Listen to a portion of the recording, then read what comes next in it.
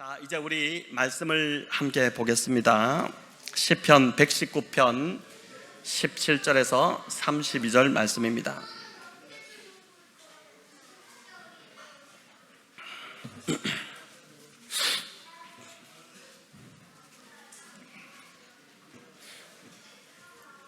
시편 119편 17절에서 32절, 17절 제가 먼저 읽겠습니다.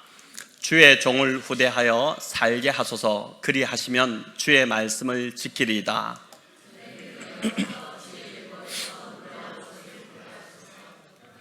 나는 땅에서 나그네가 되었사오니 주의 계명들을 내게 숨기지 마소서.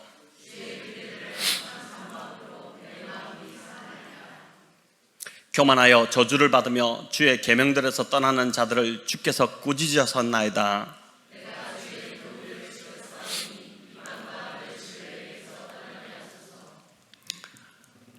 고관들도 앉아서 나를 비방하였사오나 주의 종은 주의 율례들을 작은 소리로 엎질렀나이다.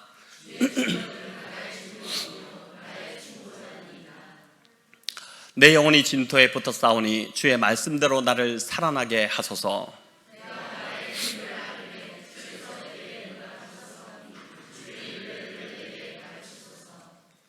나에게 주의 법도들의 길을 깨닫게 하여 주소서. 그리하시면 내가 주의 기이한 일들을 작은 소리로 읊조리리이다.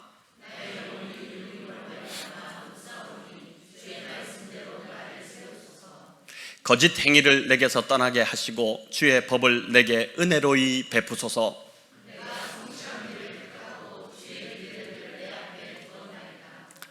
내가 주의 증거들에 매달려 싸우니 여호와여, 내가 수치를 당하지 말게 하소서. 주께서 내 마음을 넓히시면 내가 주의 계명들의 길로 달려가리이다. 아멘. 내 눈을 열어주소서. 이 제목이 오늘 본문에 참 어울리는 제목이 될 것 같습니다. 지난주에 우리는 시편 119편의 1년과 2년을 살펴보았는데, 오늘 읽은 본문은 시편 119편의 3년과 4년에 해당됩니다. 히브리어 세 번째 알파벳인 김멜로 3년에 8절이 시작되고, 또 네 번째 알파벳인 달렛으로 25절부터 32절까지 8절이 기록되어 있습니다. 여러분, 3년과 4년을 좀 더 자세히 관찰해 보면 시인이 지금 매우 심한 고난 가운데 처해 있다는 것을 짐작하게 됩니다.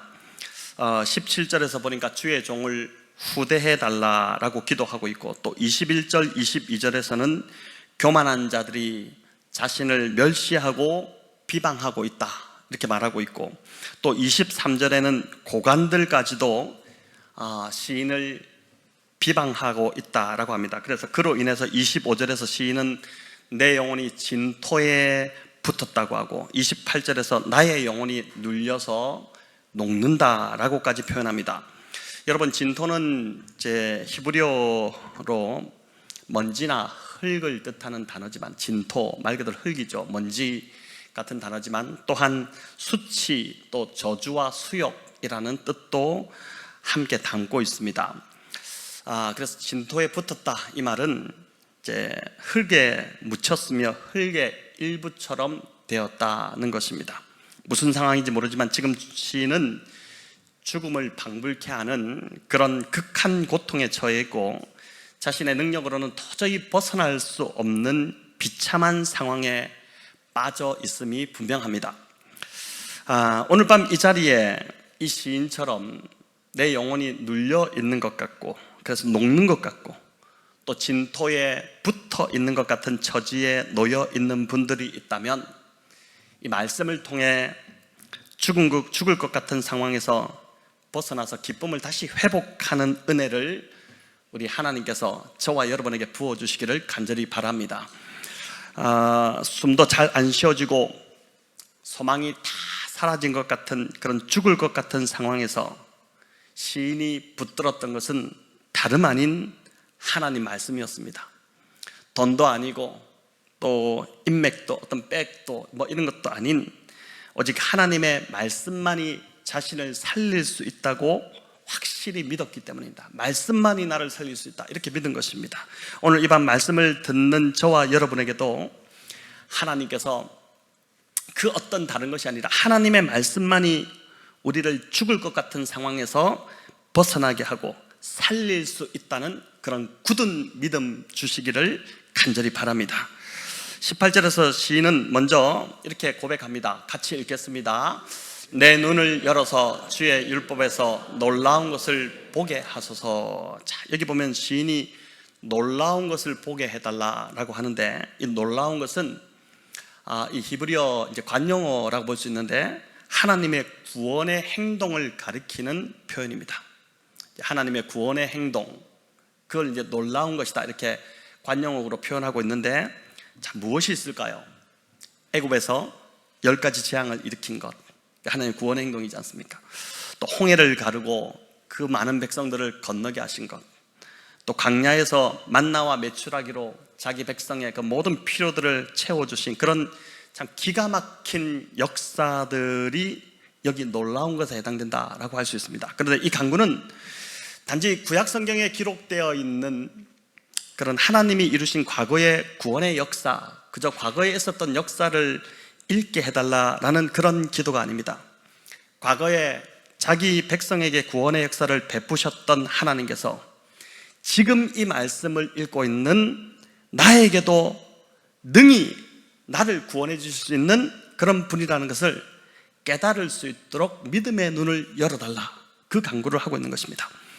구약시대 이스라엘 백성들과 함께 하셨던 하나님이 지금도 나와 함께 하시며 역사하시는 하나님이시라는 것을, 지금은 전혀 역사하지 않는 하나님이 아니라 지금도 살아서 나와 함께 하시는 하나님이라는 것을 깨닫게 해달라는 기도가 바로 나의 눈을 열어달라는 그 기도인 것입니다. 여러분, 열왕기하 6장에는 엘리사의 그 종의 눈을 여시는 장면이 나옵니다. 우리가 잘 알고 있는 이야기죠. 아람 군대가 성읍을 에워싸고 있는 것을 보고 엘리사의 종, 젊은 청년이었는데 두려워서 막 떨지 않습니까? 이때 엘리사가 기도하자 하나님께서 그 젊은 청년, 그 종의 눈을 여셔서 아람 군대보다 훨씬 더 많은, 정말 하늘의 군대인 불말과 불병거가 가득한 것을 보게 하셨습니다. 여러분, 믿음의 눈이 열리지 않았을 때는 결코 보이지 않던 것입니다. 그래서 두려움과 불안이 가득했고 그로 인해 부정적인 말이 그 입에 가득했는데, 믿음이 눈에 열려서 하나님의 역사를 보게 되니까 사람이 완전히 바뀌어버리긴, 그런 일들이 일어나는 것이죠. 오늘 이 밤에도 하나님께서 저와 여러분의 눈을 열어주셔서 우리가 두려워하고 염려하는 그 상황, 그 너머에서 지금도 일하고 계시고 역사하고 계시는, 우리를 정말 끔찍이 사랑하시는 그 하나님을 볼 수 있는 눈 열어주시기를 축원합니다. 사람은 무엇을 보느냐에 따라 인생이 달라집니다. 정말 그런 것 같아요. 불신의 렌즈가 눈에서 벗겨지지 않는, 불신의 렌즈가 꽉 끼어있는 사람은 그 인생은 늘 불평하고 불만을 쏟아내는 인생밖에 되지 않습니다. 그래서 하나님께서 그 눈에서 비늘을 벗겨주시는 것이 은혜입니다. 영적인 눈이 떠져야지만이 비로소 하나님이 보이기 시작합니다. 하나님의 일하심을 전혀 보지 못하던, 전혀 깨닫지도 느끼지도 못하는 사람이 비늘이 벗겨지니까 하나님이 지금 나를 위해서 일하고 계시다는 것이 보이기 시작하는 것입니다. 비늘이 벗겨지기 전에는 여러분, 그건 종교생활이지 결코 신앙생활이 아닙니다. 바울이 이제 사울이었을 때, 바울이 되기 전 이 사울이 얼마나 율법에 열심이었던 그런 사람이었습니까? 그는 그런 자신이 대단히 신앙이 좋고 또 하나님 앞에서 바르게 행한다고 철석같이 그렇게 믿었던 자입니다. 하지만 그가 열심을 내면 낼수록 주변 사람들이 다치고 고통을 받았죠. 여러분, 나의 종교적 열심 때문에 주변 사람들이 지쳐간다면 그 얼마나 참 괴로운 일이겠습니까? 하나님께서 특별한 은혜를 베푸셔서 다메섹으로 가던 이 바울의 눈에서 비늘을 벗겨주셨기 때문에 그가 살아난 것입니다. 그 인생이 바뀐 것입니다. 영적인 눈이 열려야 비로소 하나님을 믿는 신앙이 시작됩니다. 나의 영적인 눈을 열어주셔서 나에게 은혜를 베푸소서. 여러분, 이 기도가 진짜 나의 눈에서 비늘을 하나님 벗겨주소서. 이 기도가 오늘 밤 저와 여러분의 간절한 기도가 되기를 바랍니다. 그런데 열왕기하 6장에 보면 엘리사가 다시 기도하자, 한 번만 기도한 것이 아니라 다시 기도하자, 이번에는 반대로 아람 군대의 그 군사들, 병사들의 눈이 어두워져 버리는 일이 일어납니다. 이제 종의 눈만 연 것이 아니라 엘리사가 또 기도하니까 쳐들어왔던 그 군사들의, 모든 군사들의 눈이 다 어두워져 버렸습니다. 여러분, 군인들이 앞을 보지 못하니 우왕좌왕하게 되고 전쟁을 하지 못하게 되는 그런 일이 벌어졌죠. 여러분, 이 모든 것은 다름 아닌 엘리사 한 사람의 기도로 이루어진 기적이었습니다. 하나님이 행하신 놀라운 일이었죠. 여러분, 기도하면 기적이 일어납니다. 그런데 이 놀라운 일이 오늘 저와 여러분의 삶에서도 일어날 수 있다는 것을 아멘으로 받으시면 좋겠습니다. 저 여러분, 이 밤에 우리의 눈을 열어달라고 기도할 뿐 아니라 또 하나 더 기도해야 될 중요한 기도가 있는데, 그 뭐냐면은 어떤 부분에서는 우리의 눈을 어둡게 해달라고 기도하시면 좋겠습니다. 유달리 어두운 면이 잘 보이는 분들이 있습니다. 단점을 찾는데 익숙해져 있는 사람들입니다. 여러분, 이건 은사가 아니고 상처에서 오는 것입니다. 은사는 교회와 성도들을 세우기 위해서 주어진 것이 은사입니다. 내가 하는 그 일로 인해서 교회가 든든히 세워진다면 그건 은사입니다. 그러나 그것이 아니라 내가 하는 그 일로 인해서 오히려 성도들이 상처받고 깨어지고 이렇게 된다면 그건 은사가 아니고 상처에서 오는 것입니다. 이런 냉소적인 태도는 과거에 누군가로부터 비난을 받았거나 배반당한 경험이 있는 경우 그 상처가 치료되지 않아서 나타나는 증상입니다. 이런 눈을 가진 분들은 안타깝게도 지도자들을 믿지 못합니다. 또 지도자에게 상처받은 경험들이 많습니다. 자, 그런데 정말 문제는 이런 냉소적인 태도가 하나님과의 친밀한 가운데로 들어가는데 치명적인 방해 요소가 된다는 것입니다. 믿음이 점점 식어지게 만드는 독소와 같은 것이 바로 그 사람이 가지고 있는 냉소적인 태도입니다. 어떻게 해야 할까요? 여러분, 어떻게 해야 할까요? 기도하면 됩니다. 기도하면 돼요. 하나님 앞에 자신의 연약함을 인정하고 겸손하게 기도할 때에 하나님께서 보지 말아야 할 부정적인 면들을 보지 못하도록 우리의 눈을 가려주실 것입니다. 특별히 주변에 그런 분들이, 안타까운 분들이 있다면 여러분, 그 사람이 바뀔까? 이런 마음 갖지 마시고, 그런 믿음 없는 마음 갖지 마시고 기도하셔야 됩니다. 기도하면 엘리사의 기도를 통해서 그 일들을 일으키셨던 것처럼 기도하면 하나님이 반드시 그 일을 이루어 주실 것입니다. 하나님과의 친밀한 관계 속으로 들어가기 위해 말씀을 보는 눈을 열어주시옵소서. 하나님이 지금도 살아 역사하신다는 그 분명한 믿음이 일으키는 그 눈을 열어주십시오. 여러분, 이 기도도 해야 되고, 또 오늘 밤에 또 하나 해야 될 기도는 어두운 면을 보는 눈을 가려달라고 이 밤 저와 여러분 간절히 기도하시기를 바랍니다. 자, 그렇다면 시인의 자신의 눈을 열어 주의 말씀에서 놀라운 것을 보게 해달라, 이제 이렇게 기도했는데 이토록 간절하게 기도한 이유가 무엇일까요? 여러분, 그 답이 19절에 나오는데 우리 19절 같이 읽어보겠습니다. 나는 땅에서 나그네가 되었사오니 주의 계명들을 내게 숨기지 마소서. 시인은 여기서 자신을 어떻게 뭐라고 이야기합니까? 나그네라고 이야기하죠.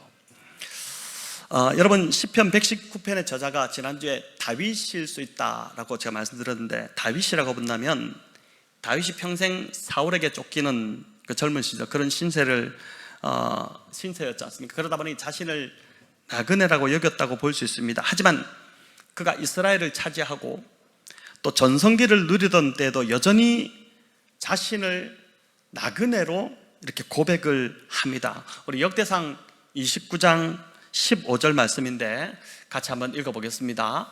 우리는 조상들과 같이 주님 앞에서 이방 나그네와 거류민들이라 세상에 있는 날이 그림자 같아서 희망이 없나이다. 자, 이런 이 다윗의 고백인데요, 여러분, 이게 다윗이 언제 이런 고백을 했냐면은 성전 공사를 위해서 백성들로부터 헌물을 받고 나서 정말 차고 넘치도록 헌물이 들어왔거든요.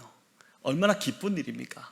근데 그 기뻐해야 되는 그 상황에서 그가 감사 기도를 드리면서 말씀을 다시 한번 띄워주실랍니까? 이 고백을 한 것입니다. 우리는 우리 조상들과 같이 주님 앞에서 이방 나그네와 거류민들이라, 이렇게 고백을 했는데, 여러분, 이때가 이스라엘로서는 태평성대를 누릴 때입니다.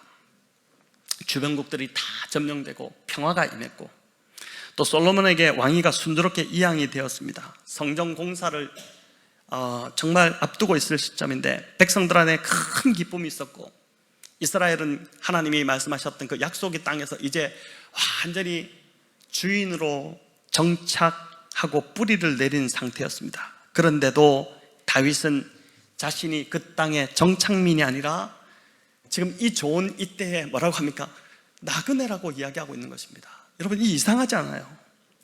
왜 그가 이런 고백을 했을까요? 다윗 안에 영원한 본향을 바라보는 신앙이 있었기 때문입니다. 여기가 전부가 아니라 나는 돌아갈 본향이 있다는, 더 좋은 본향이 있다는 그 믿음이 있었기 때문입니다. 자, 그런데 히브리서 11장에 보면 다윗의 조상들이 다 이와 똑같은 믿음으로 이 땅을 살았다는 것을 알 수 있습니다. 우리 같이 한번 읽어보겠습니다. 이 사람들은 다 믿음을 따라 죽었으며 약속을 받지 못하였으되 그것들을 멀리서 보고 환영하며 또 땅에서는 외국인과 나그네임을 증언하였으니 그들이 이같이 말하는 것은 자기들이 본향 찾는 자임을 나타냄이라. 자, 여러분, 여기서 말하는 이 사람들이란 앞에 나오는 아벨, 에녹, 노아, 아브라함, 야곱, 이와 같은 자들입니다. 믿음의 조상들입니다. 근데 그들 모두가 다 하늘에 있는 더 나은 본향을 사모했다는 것입니다. 여기보다 더 나은 본향이 있다는 것에 믿음의 눈이 그들이 열려 있었기 때문에 다윗이 이 믿음을 그대로 가져온 것이죠. 그렇기 때문에 임시 거처에 불과했던 이 땅에 연연해 하지 않았습니다. 여러분, 다윗이 지은 왕궁이 얼마나 탁월했습니까? 얼마나 멋있었습니까? 얼마나 아름다웠을까요? 그리고 솔로몬을 통해 짓게 될 그 성전이 얼마나 아름다웠습니까? 근데 그거 전혀 연연해 하지 않았다는 것입니다. 그건 임시 거처일 뿐이다. 나는 영원한 본향이 있고 그 본향을 사모하는 사람이다. 그 믿음의 고백을 했다는 것입니다. 예수님은 요한복음 14장에서 뭐라고 말씀하셨죠? 내 아버지 집에 거할 곳이 많다, 그 말씀하셨고, 또 내가 너희를 위하여 거처를 예비하러 간다, 그 말씀을 해주셨습니다. 이 말씀을 믿음으로 붙잡으시죠.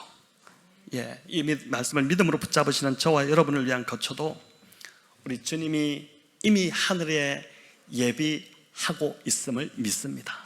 저는 상당히 제가 거할 그 집이 참 기대가 되고, 이 땅에서 누리지 못하는 엄청난 그 영광을 누리게 될 것을 사모하고 있습니다. 여러분, 그곳은 더 나은 본향입니다. 더 나은 본향. 더 나은 본향이라고 성경이 표현한 것이 참 재밌지 않습니까? 여기와는 비교도 안 되는 너무 좋은 본향입니다. 마치 어릴 때 땅 따먹기를 다 해보셨을 텐데, 저도 아이들하고 이제 친구들하고 땅 따먹기 하면서 돌을 가지고 이렇게 튕겨서 가는 만큼 땅을 내가 그려서 이제 땅을 따먹는 것인데, 여러분, 그 땅을 잔뜩 따고 나서도 저녁에 엄마가 밥 먹으러 와라 이름을 부르면은 벌떡 일어나서 발로 딴 땅을 다 지워버리죠. 이렇게 지워버리고 그냥 미련 없이 집에 돌아갑니다. 밥 먹으러 갑니다. 여러분, 그렇게 하듯이 저와 여러분 역시 이 땅에서 이렇게 살다가 미련 없이 본향으로 돌아가게 될 것입니다. 시인은 자신이 나그네로 살기 때문에 주의 말씀이 더 필요하다고 고백했습니다. 여러분, 나그네는 내일을 기약할 수 없어요. 내일을 기약할 수 있던가요? 안정된 삶이 아닙니다. 나그네는 내일을 기약할 수 없어요. 저는 정말 저뿐만 아니라 다 그렇게 고백하실 때, 내일을 우리가 어떻게 기약합니까? 내일 우리가 볼 수 있을지 어떻게 알 수 있을까요? 나그네는 내일을 기약할 수 없기 때문에 안정된 삶이 아닙니다. 그래서 말씀을 더 붙들 수밖에 없다는 것입니다. 우리 대부분은 안정된 삶을 원합니다. 직장도 안정된 직장을 원하고, 또 집도 안정되기를 원하고, 노후도 잘 준비하여 안정되기를 바랍니다. 그런데 이런 안정된 삶 속에 허점이 있습니다. 하나님보다 어느 순간 안정된 삶을 더 의지한다는 것입니다. 말씀을 붙드는 것이 아니라 내가 준비한 그 안정된 삶을 의지하는 것입니다. 그래서 어쩌면 하나님께서 우리의 삶을 자꾸 흔드시는 이유가, 자꾸만 불안정하게 만드시는 이유가, 왜 이렇게 자꾸 좀 불안정, 좀 안정된 삶을 누리게 하지, 왜 자꾸 이렇게 불안정하게 할까? 그렇게 하시는 이유가, 안정되면 저와 여러분이 하나님을 찾지 않을 것 같으니까 자꾸 불안정하게 하시는 것이 아닌가, 이런 생각을 해보게 됩니다. 여러분, 그래서 때로 불안정이 은혜임을 믿으시길 바랍니다. 불안정한 것이 불편하고, 불안정한 것이 불안하고 염려도 되고 하지만은 사실은 그 불안정한 것이 나에게 주신 은혜라는 것을 여러분 믿음으로 붙잡으시면 좋겠습니다. 임시거처에 불과한 이 땅의 도성에 여러분 절대 만족하지 마시고, 더 나은 본향, 자꾸 이 땅의 도성, 임시거처를 자꾸 멋있게 꾸밉니다. 그거 주님이 부르시면 우리가 땅 따먹기 할 때 발로 다 지우고 그냥 아무것도 아닌 것처럼 여기고 돌아가야 되는 것처럼, 이 땅에는 지금 내가 자꾸 쌓아 올리고 있는 임시거처입니다. 임시거처, 아무것도 아닙니다. 그거에 만족하지 마시고 더 나은 본향을 사모하시는 저와 여러분 다 되시기를 우리 주님의 이름으로 축원합니다. 20절은 주의 규례들을 항상 사모함으로 내 마음이 상한다, 이렇게 시인이 고백하고 있습니다. 여러분, 이 말씀이 참 재밌습니다. 말씀을 사모하는데 왜 마음이 상한다고 할까요? 말씀을 사모하는데 왜 마음이 상할까? 이는 시인이 말씀을 항상 사모하는데도 그 말씀이 쉽게 깨달아지지 않아서, 알 것 같은데 이 말씀이 무슨 말인지 모르겠다, 그래서 마음이 상한다는 것입니다. 여러분, 말씀에 대한 열심이 정말 대단하지 않습니까? 우리는 누가 나를 무시할 때, 또는 원하는 것이 이루어지지 않을 때 마음이 상하죠. 아이들을 보니까 참 기가 막힙니다. 다 해줘도요, 한 가지 자기 원하는 거 안 해주면은 세상의 모든 것을 안 해준 것처럼, 또 세상의 모든 것을 다 잃은 것처럼 억울해하며 막 그렇게 울고 합니다. 근데 우리가 그런 것 같아요. 하나님 앞에서 우리의 모습이 너무 받은 은혜가 정말 많은데 겨우 그거 하나 때문에 하나님이 있느니 없느니 하면서 우리가 그런 모습을 보이지 않습니까? 여러분, 시인의 수준이, 지금 이 고백을 하고 있는 시인의 수준이 우리의 수준과 너무 다르다는 생각이 들지 않습니까? 시인은 말씀이 깨달아지지 않아서 지금 마음이 상한다고 하는데, 우리는 내가 갖고 싶은 거 못 가져서, 원하는 것 손에 넣지 못해서 그것 때문에 마음이 상하니 수준이 달라도 참 너무 다른 것이죠. 자, 그럼 어떻게 해야 말씀이 깨달아질 수 있을까요? 여러분, 어떻게 해야 말씀이 깨달아질 수 있을까? 공부 잘하는 학생들은 이해력이 뛰어나니까 말씀을 더 잘 깨달을 수 있을까? 또 어릴 때부터 이제 책을 많이 읽히잖아요. 근데 책을 많이 읽은 애들은 문해력이 뛰어나니까 더 말씀을 더 잘 깨달을 수 있을까? 절대 그렇지 않습니다. 18절의 말씀처럼 하나님의 말씀은 하나님이 우리의 눈을 열어주셔야지만이 깨달을 수 있습니다. 성경의 저자이신 하나님께서 가르쳐 주셔야지만이 말씀의 의미를 제대로 깨달을 수 있는 것입니다. 그래서 말씀을 읽고 묵상할 때에 여러분, 무엇보다 중요한 것이 있는데, 말씀을 읽고 묵상하고, 이번 주도 읽고 묵상하고 하셨잖아요. 근데 그 말씀을 읽고 묵상할 때 무엇보다 중요한 것이 뭐냐면은 우리의 태도입니다.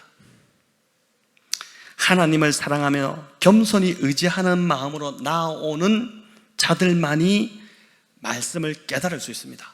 그래서 한 신학자는 이런 권면을 합니다. 우리 같이 한번 읽어볼까요? 하나님의 말씀은 모두에게 공평하게 주어지지만 다 소유하지는 못한다. 말씀은 하나님의 가르침이기 때문에 하나님이 가르쳐 주셔야 소유할 수 있다. 누구나 소유할 수 있도록 객관적으로 주어져 있지만 배움을 받기 위해서는 기도로 끊임없이 구하며 연구해야 한다. 여러분, 그래서 지난주에 골프를 잘 친 프레드 이야기를 했는데, 기념비에, 그 벤치 기념비에 프레드 이름이 골프를 사랑한 프레드, 그 나왔잖아요. 골프를 사랑하기 위해서 그가 얼마나 골프에 시간을 많이 투자하고 비용을 많이 투자했겠습니까? 근데 하나님의 말씀을 깨닫는 것도 마찬가지입니다. 정말 시간을 내고 투자해야지 말씀이 깨달아져요. 그렇게 하지 않으면서 말씀이 어떻느니 설명이 어떻느니 막 이런 식으로 투정을 하고 불평을 할 자격이 없습니다. 진짜 하나님 말씀을 깨닫기 원한다면 우리가 이 시편 119편을 지금 묵상하면서 살펴보면서 진짜 시인이 가지고 있는 이 뜨거운 열정, 말씀에 대한 열정, 이걸 좀 우리가 배우기를 원합니다. 저와 여러분 역시 이 시인처럼 말씀이 깨달아지지 않아서 마음이 상하는 그런 수준이, 그런 영적 수준이 되기를 간절히 바랍니다. 매일 묵상을 하려고 매일 성경을 펼 때, 우리 매일 성경으로 지금 하잖아요. 지난주에 거의 다 나갔더라고요. 큐티책이. 그 광고하고 나니까 막 깨 있었는데 샥 사라졌어요. 근데 이제 그 매일 성경을 펼 때 주여 나의 눈을 여셔서, 내일 아침부터요, 주여 나의 눈을 여셔서 말씀이 깨달아지게 하여 주시옵소서. 주여 나를 가르쳐 주소서. 이렇게 무릎 꿇고 먼저 겸손히 기도한다면 말씀의 은혜가 새롭게 다가오기 시작할 것입니다. 반드시 그렇게 될 것입니다. 여러분, 18세기 복음주의자였던 조지 휘필드, 유명한 그 복음주의자였지 않습니까? 옥스퍼드 펜브리 칼리지에서 그가 회심을 하는데, 회심한 지 얼마 안 되었을 때에 그의 일기에 그가 이렇게 적습니다. 우리가 성경을 어떻게 읽고 묵상해야 되는지 잘 안내해 주는데 우리 같이 한번 읽어보겠습니다. 나는 다른 책은 모두 제쳐두고 무릎을 꿇고 성경을 읽기 시작했다. 가능하면 한 절이나 한 단어를 읽을 때마다 기도했다. 말씀은 참으로 내 영혼의 고기요 음료였다. 매일 위로부터 새로운 생명과 빛과 능력을 공급받았다. 여러분, 이런 은혜를 받아야지 우리 영혼이 살아나지 않겠습니까? 이런 은혜를 받아야지 우리가 주님을 섬길 수 있지 않겠어요? 이런 은혜도 없으면서 계속 뭘 말만 하고 그 주님 보시기에, 주님이 얼마나 보시기에 안타깝겠습니까? 적어도 우리가 이제 이런 은혜가 매일 위로부터 부어지는 새로운 생명과 빛과 능력을 공급받아야지 이 험한 세상을 살아내고 하나님의 일을 감당할 수 있겠죠. 이런 은혜가 저와 여러분, 우리 교회 위에 풍성히 부어지기를 소망합니다. 반면 마치 모든 걸 다 안다는 태도로, 그런 오만한 태도로 여러분 성경을 대하지 마시기 바랍니다. 하나님은 스스로 지혜롭다고 하는 이들에게는 자신을 철저히 숨기시는 분이시지만 자신을 낮추는 어린아이 같은 자들에게는 자신을 계시해 주시는 분이시기 때문에 그렇습니다. 마태복음 11장 25절에 그 이야기 나옵니다. 읽어볼까요? 그때에 예수께서 대답하여 이르시되 천지의 주제이신 아버지여, 이것을 지혜롭게 슬기로고 있는 자들에게는 숨기시고 어린아이에게는 나타내심을 감사하나이다. 지혜롭고 슬기 있는 자들에게는 숨기셨다. 어린아이 같은 자들, 여러분 성경 말씀은 곧 하나님이시기 때문에 이런 어린아이 같은 마음으로 나아갈 때 그 말씀이 새롭게 깨달아지고 나를 변화시키는 말씀이 될 것입니다. 말씀을 준비하면서요, 제 안에 드는 그 소망이 있었습니다. 우리 성도님들을 생각하면서 이 말씀을 준비하면 제 안에 드는 어떤 정말 그 뜨거운 갈망이 있습니다. 그게 뭐냐면은 간절히 바라기는 저와 여러분이 말씀을 읽을 때, 우리 성도님들의 말씀을 읽고 묵상할 때에 엠마오로 가던 그 두 제자에게 우리 주님이 나타나셔서 말씀을 풀어주실 때 그들의 마음이 뜨거워졌던 것처럼 우리 성도님들 말씀을 묵상하고 읽고 묵상할 때에 우리의 마음도 뜨거워지는 역사가 일어나기를 바랍니다. 또 예수님께서 죽은 자를 살리시는 그 본문을 읽을 때는 마지막 날에 나의 이 죽을 몸, 나의 이 썩어질 몸도 다시 일으킬 거라는 그런 뜨거운 믿음이 일어나기를 간절히 바랍니다. 단순히 하나님께서 과거에 행하셨던 그저 문자에 갇혀있는 그런 구약의 이스라엘의 역사가 아니라 지금도 우리를 구원하시고 어려움에서 나를 건지실 수 있다는 그런 믿음을 주는 살아있는 말씀이 될 때, 여러분 이 말씀이 그렇게 나에게 다가올 때 우리는 다른 어떤 것 붙들지 않을 것입니다. 그 붙들고 싶지도 않습니다. 하나님 말씀을 붙들면 내가 살 수 있다는 그 경험을 했기 때문에 하나님 말씀을 붙들기 시작할 것입니다. 이제 3년의 후반부인 21절부터 나오는 저자의 상황은 보니까 비방과 멸시에 휩싸였습니다. 그가 처한 현실은 결코 행복하지 않습니다. 저와 여러분도 크게 다르지 않습니다. 말씀대로 살려고 하면 반드시 세상과 원수가 될 수밖에 없습니다. 그래서 주님도 세상이 너희를 미워할 것이라고 그렇게 말씀하셨습니다. 심지어 23절에서 고관들도 시인을 비방한다고 합니다. 여러분, 이들은 권력자들이고 힘이 있는 자들입니다. 회사로 따지면 아주 고약한 직장 상사일 수도 있고 또 결정권자들입니다. 여러분, 이런 수모를 이들에게서 겪게 되면, 우리가 당하게 되면 어떻게 이 상황을 대처할지 전전긍긍하지 않아요. 잠도 못 자고 그러면서 시간을 허비합니다. 하지만 보니까 시인은 그렇게 하지 않아요. 오히려 그는 이런 상황에서 하나님의 말씀을 더 붙들고 묵상하기 시작합니다.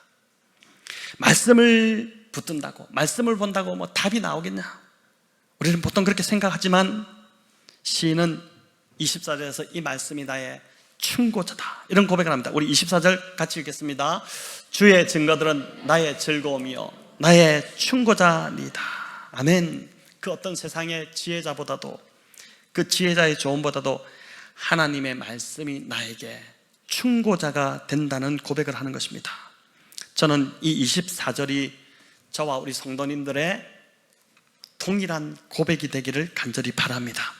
24절을 다시 보시면 주의 증거들은 나의 즐거움이다, 이렇게 하죠. 여러분, 지금 시인은 적대적 상황으로 아주 공경에 처해 있습니다. 그 속에서 시인이 어떻게 즐거워할 수 있겠습니까? 회사에 나를 괴롭히는 사람 한 명만 있어도 회사 가기 싫고 죽을 맛인데, 그렇잖아요. 그런데 어떻게 이렇게 즐거워할 수 있을까요? 하나님 말씀을 붙들고 있기 때문에 그렇다고 고백하잖아요. 그 말씀이 그 어떤 것보다 나에게 좋은 충고자가 되기 때문입니다. 지난주에도 말씀드렸지만은 묵상이라는 것은 하나님과의 대화입니다. 오늘 내가 본문을 읽고 그저 이해하고 덮는 그런 수준이 여러분 결코 묵상이 아닙니다. 내가 묵상하는 본문을 가지고 주님과 깊은 교제 속으로, 그 대화 속으로, 더 깊은 친밀한 가운데로 들어가는 것, 그게 바로 말씀을 가지고 묵상하는 것입니다. 말씀을 펴고 내게 말씀하시는 주님의 음성을 듣기 위해 머무는 시간이죠. 여러분, 저희 경험으로 볼 때 이렇게 주님의 음성이 들릴 때 씨름하는 거죠. 하나님의 말씀을 듣기 위해 이렇게 말씀을 펴놓고 씨름할 때, 그때 주님의 음성이 들려오는데, 그 주님의 음성이 들리면은 여러분 어떤 상황이 일어나느냐? 내 안에 등불이 하나 이렇게 탁 켜집니다. 여러분, 이 말씀이 들리기 전까지는 내 안에, 내 마음속이 캄캄한 어둠이었는데 빛 대신 주님의 음성이 그 말씀으로 내 안에 이렇게 들려지기 시작하면서 그 빛이 켜지기 시작하니까 내 안에 자리 잡고 있던 그 근심과 염려와 걱정의 그 어둠이 한순간에 사라지기 시작하고 밝아지는 것을 경험하기 시작합니다. 여러분, 그러면서 말로 다 할 수 없는 기쁨이 진짜 샘솟기 시작해요. 경험해 보셔야 돼요. 경험해 보셔야 됩니다. 상황은 여전히 변하지 않고 암울한데, 상황과 전혀 관계없이 하나님 나에게 말씀하신 그 말씀이 이 상황을 극복할 수 있는 그 힘을 주는 것을 보게 되는 것입니다. 이것이 여러분 말씀을 가까이 하는 자에게 임하는 복입니다. 이 즐거움, 이 기쁨을 저와 여러분 다 누리시면 앞으로 계속해서 매일 성경 묵상을 통해, 성경 읽기를 통해 계속해서 이 기쁨을 누려가시면 좋겠습니다. 자, 이제 25절부터 사연이 이제 시작되는데, 이 8절은 고난 중에 하나님의 말씀이 유일한 소망임을 우리에게 더 본격적으로 더 강하게 강조하기 시작합니다. 25절은 자신의 영혼이 진토에 붙었다. 또 28절은 자신의 영혼이 눌려서 녹는다, 이렇게 표현합니다. 앞에서도 말씀드렸지만 이는 시인이 극도로 지금 고통스러운 상황에 처해 있다는 표현입니다. 시인은 어찌 보면 살 소망마저 잃어버린 것 같은 그런 좌절감에 빠져 있습니다. 혹시 이번 주에 그런 너무 좀 큰 좌절감에 빠져서 지금 혹시 이 자리에 오신 분이 있을지 모르겠습니다. 이럴 때 우리는 주로 환경을 바꿔주시거나 제발 고통에서 벗어나게 해달라고 주로 기도합니다. 그렇게 기도하잖아요. 제발 하나님 이 환경을 바꿔주십시오. 제발 이 고통에서 벗어나게 해주십시오. 이렇게 기도하는데 오늘 본문을 자세히 보니까 시인은 그런 기도를 하지 않습니다. 오히려 29절부터 32절을 보면 시인의 간구를 보면 어려움을 없애달라거나 환경을 바꿔달라는 것이 아니라 자신의 마음을 바꿔달라고 기도합니다. 여러분 참 특이한 기도죠. 굉장히 바른 기도입니다. 올바른 기도입니다. 다 그런 건 아니지만 대부분 삶에 오는 시련은 우리가 지금 살아가고 있는 이 삶의 모습, 삶의 방식에 뭔가 문제가 있기 때문에, 하나님께서 보시기에 뭔가 문제가 있기 때문에 하나님께서 내 삶을 뒤흔드시는 경우가 많습니다. 우리는 삶의 시련이 오면 그저 그 어려운 순간에서 벗어나기를, 빨리 좀 벗어나기를 간절히 바랄 뿐이지만 내 삶이 어려운 그 근원적인 원인을 고치지 않으면 인생을 살면서 그 어려움은 계속 반복됩니다. 지쳐가는 거죠. 점점 더. 저와 여러분이 하나님의 형상대로 지음받았기 때문입니다. 우리가 하나님의 형상대로 창조받았기 때문입니다. 여러분, 하나님의 형상대로 창조되었다는 이 말은, 그래서 이 말은 우리가 하나님처럼 살 때 행복하다는 뜻이에요. 반면 하나님처럼 살지 않을 때는 아주 불행하게 된다는 것입니다. 하나님 형상대로 지음받았기 때문에 하나님처럼 살면 우리는 기쁨과 평안과 만족이 당연히 넘치게 됩니다. 하지만 하나님처럼 살지 않으면 괴롭고 고통스럽습니다. 우리가 마귀처럼 지음받은 것이 아니라 하나님처럼, 하나님 형상대로 지음받았기 때문에 당연한 결과입니다. 이렇게 본다면 우리 삶의 많은 시련들은 많은 경우 우리가 하나님처럼 살지 않았기 때문에 맺혀지는 열매라는 것입니다. 자, 그럼 어떻게 사는 것이 하나님처럼 사는 것일까? 바로 말씀대로 사는 것입니다. 하나님은 성경 말씀을 통해 하나님이 어떤 분이신지를 다 계시하셨습니다. 하나님이 사랑이시기 때문에 우리도 서로 사랑해야지 행복하고, 누군가를 미워하면 불행해집니다. 내가 지금 내 삶이 행복하지 않고 불행하다, 지금 누군가를 미워하고 있기 때문에 그런 거예요. 우리는 그렇게 지음받은 존재들이 아니거든요. 우리는 하나님처럼, 하나님이 사랑하는 사랑이시기 때문에, 우리는 하나님처럼 다른 사람을 사랑하도록 지음받은 존재이기 때문에 그렇게 살아야지 우리는 행복한데, 미워하니까 불행한 것입니다. 또 하나님은 생명이기 때문에 서로를 죽이려고 하면 불행해지지만, 서로를 짓밟고 죽이려고 하면 불행해지지만, 여러분, 그래서 서로를 짓밟고 죽이는 그 사회가, 그런 구조가 불행하잖아요. 하지만 서로를 세워주고 살려주려고 하면, 살리려고 하면은 행복해집니다. 우리가 하나님 형상대로 지음받았기 때문이에요. 여러분, 또 하나님은 넉넉히 베푸시는 분이십니다. 그렇잖아요. 하나님 정말 넉넉히 베푸시는 분이시죠. 그래서 우리가 인색하면 불행해집니다. 하지만 넉넉히 베푸는 삶을 살게 되면은 그 삶에 정말 대단한 만족이 오게 되고 복이, 행복이 찾아오게 되는 것이죠. 여러분, 29절과 30절에도 오늘 본문 시인이 하나님 닮은 성품을 소개합니다. 뭡니까? 거짓을 멀리하고 거짓 행위를 멀리하는 것이고, 30절에 성실한 길을 택하는 것입니다. 거짓은 하나님의 성품이 아니라 마귀의 대표적인 성품입니다. 요한복음 8장에서 요한이 뭐라고 합니까? 마귀를 거짓의 아비라고 그래요. 거짓은 마귀의 대표적인 성품입니다. 그래서 내 삶의 시련이 그치지 않는다면 먼저 내 삶에 지금 거짓된 영역이 있지 않은지를 여러분 살펴야 합니다. 어떤 거짓도 하나님 앞에서는 합리화될 수 없습니다. 거짓은 하나님이 가장 싫어하시는, 하나님과 정반대의 마귀의 특성입니다. 그저 어려움을 벗어나게 해달라거나 시련을 없애달라고 기도하기 전에 먼저 우리 안에 하나님 닮지 않은 거짓된 모습이, 지금 내가 거짓을 허용하고 있지 않는지를 여러분 살펴야 한다는 것입니다. 그 거짓의 문제가 해결되어야 내 삶이 풀리게 될 것입니다. 여러분, 그 거짓의 문제가 어느 날부터 시작되었는데 그 어떻게 먹고 살기 위해서 어쩔 수 없기 때문에 그 계속 허용하고 있다면 여러분 삶이 풀리지 않아요. 삶이 힘들 겁니다. 그거 해결돼야지. 그게 우리가 하나님 닮은 성품이 아니기 때문에 그거 해결돼야지 우리 삶이 풀리기 시작한다니까요. 여러분, 하나님은 진짜 정확하시고 철저하신 분이십니다. 그래서 하나님은 거룩하시고 정결하시기 때문에 우리도 거룩해야 하기 때문에 조금의 죄도, 조금의 거짓도 우리 안에서 허락하시지 않으신 것입니다. 여러분, 이 밤 기도하실 때 저는 정말 간절히 바라기를, 오늘 하나님께서 여러분 안에 말씀의 빛을 비추어 주셔서 여러분 안에 있는 그 거짓된 영역이 밝히 드러나기를 간절히 바랍니다. 여러분, 그게 드러나야지 그 부분을 하나님 앞에 회개하고 끊어내고 그렇게 해결돼야지만이 여러분의 영혼이 다시 살아나기 시작하고 여러분의 삶에 다시 행복이 찾아오게 될 것입니다. 자, 이제 말씀을 맺겠습니다.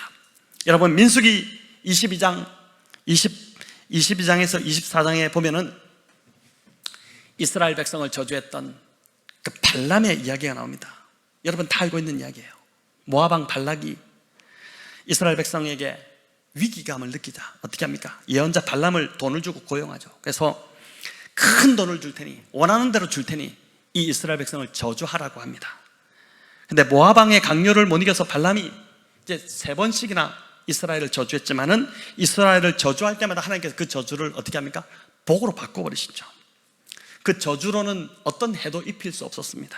하지만 발람의 유혹에는 모압 여인들을 통해서 이제 오게 된 성적 유혹이었죠. 그 유혹에는 이스라엘이 단 한 번만에 무너져 버렸습니다.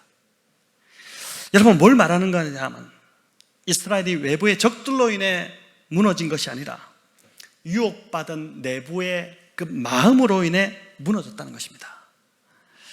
외부의 환경, 적대하는 분위기, 닥친 시련들이 내 삶을 힘들게 하는 것처럼 여러분 생각하겠지만, 그렇게 보이지만 오늘 말씀은 내 마음이 문제다.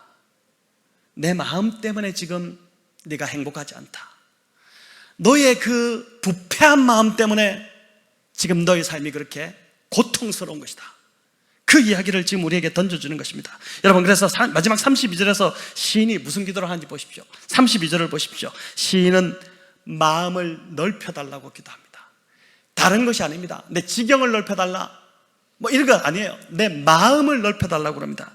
종교학자 칼빈이 이 부분을 주석하면서 뭐라고 얘기했냐면은, 마음을 넓혀달라는 것은 말씀을 받아 아로새길 수 있는 부드러운 마음 상태가 되게 해달라는 기도다. 그렇게 해석을 했습니다. 저는 이 해석이 참 좋은 해석이라고 생각이 듭니다. 말씀을 받는 마음이 강팍하지 않고 부드러워야 그 말씀이 우리 안에 충만하게 되기 시작하고. 여러분, 주일날 어떤 마음으로 말씀을 받습니까? 어떤 마음으로 여러분 매일 성경을 통해서 묵상을 하십니까?